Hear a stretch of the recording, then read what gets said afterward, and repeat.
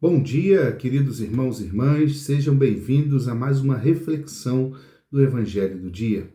Vamos pedir a Deus que nos proteja, nos abençoe e que Ele nos ajude a levar a alegria que está na Sua presença a todas as pessoas que convivem conosco. Em nome do Pai, do Filho e do Espírito Santo. Amém. A graça e a paz de nosso Senhor Jesus Cristo, o amor do Pai e a comunhão do Espírito Santo estejam convosco. Bendito seja Deus que nos reuniu no amor de Cristo. Vamos invocar o Espírito Santo de Deus para que Ele nos ajude a ouvir, meditar e principalmente a viver a Sua palavra. Vinde, Espírito Santo, enchei os corações dos vossos fiéis e acendei neles o fogo do vosso amor. Enviai o vosso Espírito e tudo será criado, e renovareis a face da terra. Oremos. Ó Deus, que instruístes os corações dos vossos fiéis, com a luz do Espírito Santo, fazei que apreciemos retamente todas as coisas segundo o mesmo Espírito, e gozemos sempre da sua consolação, por Cristo, Senhor nosso. Amém. O Senhor esteja convosco, Ele está no meio de nós. Proclamação do Evangelho de Jesus Cristo segundo Lucas. Glória a vós, Senhor. Naquele tempo, grandes multidões acompanhavam Jesus. Voltando-se, ele lhes disse: Se alguém vem a mim, mas não se desapega de seu pai e sua mãe, sua mulher e seus filhos, seus irmãos e suas irmãs, e até da sua própria vida, não pode ser meu discípulo. Quem não carrega sua cruz e não caminha atrás de mim, não pode ser meu discípulo. Com efeito, qual de vós, querendo construir uma torre, não senta primeiro e calcula os gastos para ver se tem o suficiente para terminar? Caso contrário, ele vai lançar o alicerce e não será capaz de acabar. E todos os que virem isso começarão a caçoar, dizendo: Este homem começou a construir e não foi capaz de acabar. Ou ainda, qual o rei que, ao sair para guerrear com outro, não se senta primeiro e examina bem se com 10.000 homens poderá enfrentar o outro que marcha contra ele com 20.000? Se ele vê que não pode, enquanto o outro rei ainda está longe, envia mensageiros para negociar a condição de paz. Do mesmo modo, portanto, qualquer um de vós, se não renunciar a tudo o que tem, não pode ser meu discípulo. Palavra da salvação. Glória a vós, Senhor. Queridos irmãos e irmãs, Jesus hoje, através do Evangelho de São Lucas, nos coloca algumas condições que, a princípio, parecem ser assim exageradas para sermos seus discípulos. Vivemos num mundo onde o cristianismo está perdendo lugar para o paganismo, as pessoas que não acreditam em Deus, que não vivem a palavra de Deus. E todos nós somos convidados a viver esta palavra, a ouvir, meditar e viver essa palavra. Então, o que Jesus vem nos colocar aqui hoje, essa situação, se nós não deixarmos pai, mãe, mulher, filhos para trás, nós não vamos poder ser seus discípulos. Por que ele diz isso? Temos que tomar cuidado, queridos irmãos e irmãs, se as situações da nossa vida, se elas estão nos tirando do caminho de Deus. Eu tinha, quando era mais novo, uma dificuldade muito grande quando as pessoas me falavam amar a Deus sobre todas as coisas. E eu ficava pensando, na época ainda não era casado, não tinha filhos, e eu ficava pensando, nossa, como é que eu posso amar a Deus sobre todas as coisas mais do que meu pai e a minha mãe, né? Que era com quem eu convivia. E um dia eu fiz um encontro e lá eu tive uma grande instrução a respeito disso.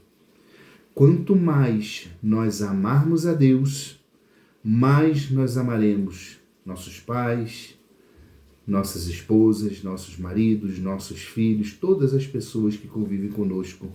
Mas nós temos que calcular bem tudo o que nós vamos fazer, porque o que vale cuidar da situação humana de pai, mãe, mulher, filhos, ou levar todos ao reino de Deus? Somos convidados a colocar na balança o que está nos tirando ou nos colocando da presença do Senhor. É claro que Jesus não quer que abandonemos pai, mãe, esposas, maridos, filhos, nada disso. Mas Ele quer que todos nós, juntos, lutemos para chegar ao reino dos céus.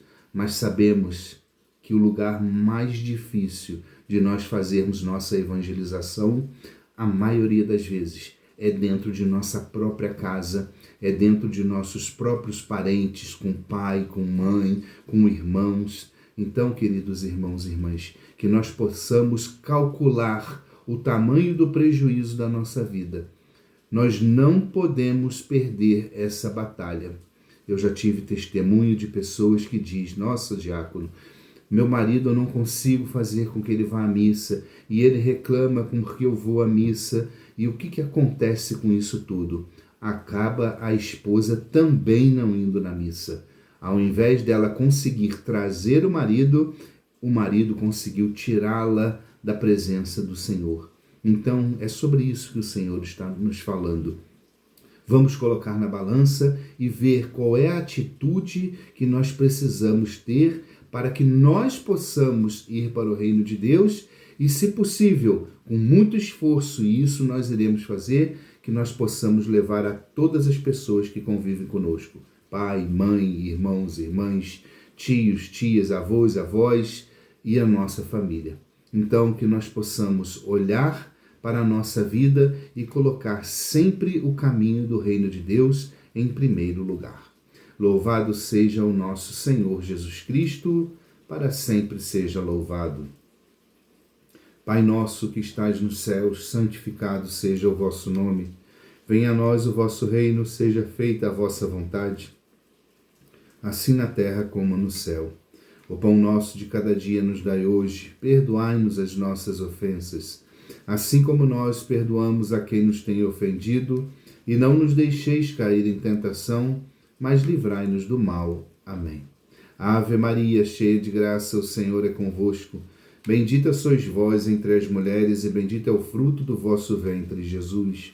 Santa Maria, Mãe de Deus, rogai por nós, pecadores, agora e na hora de nossa morte. Amém. Glória ao Pai, ao Filho e ao Espírito Santo, como era no princípio, agora e sempre. Amém. Senhor, eu creio, mas aumentai muito a minha fé. Ouçamos a reflexão de nosso querido Papa Francisco. Oração estéril e incompleta. Que também em nossa vida cristã, queridos irmãos e irmãs, estejam sempre profundamente unidas à oração e à ação. Uma oração que não o leva à ação prática para com os seus irmãos, os pobres, os doentes, os que necessitam de ajuda. Um irmão em dificuldade é uma oração estéril e incompleta. Mas, da mesma forma, quando o serviço eclesiástico está atento apenas à ação, as coisas ganham em importância, as funções, as estruturas, e esquecemos a centralidade de Cristo. Quando o tempo não é posto de lado para o diálogo com Ele na oração, corremos o risco de servir a nós mesmos e não ao Deus presente em nosso irmão e irmã necessitado. A oração envolve tanto diálogo como a ação prática? Converse com Jesus, ouça-o, anote o que ele lhe pedir para fazer e então vivencie isso. Por várias vezes nós já falamos aqui que é através dos nossos irmãos que nós encontraremos a presença do Senhor. Que a nossa oração seja rica e eficaz para que nós possamos encontrar o Cristo no nosso próximo. O Senhor esteja convosco, Ele está no meio de nós. Pela intercessão da bem-aventurada e sempre Virgem Maria, abençoe-vos o Deus rico em bondade e misericórdia, se Deus que é Pai, Filho e Espírito Santo. Amém. Fiquem na paz do Senhor.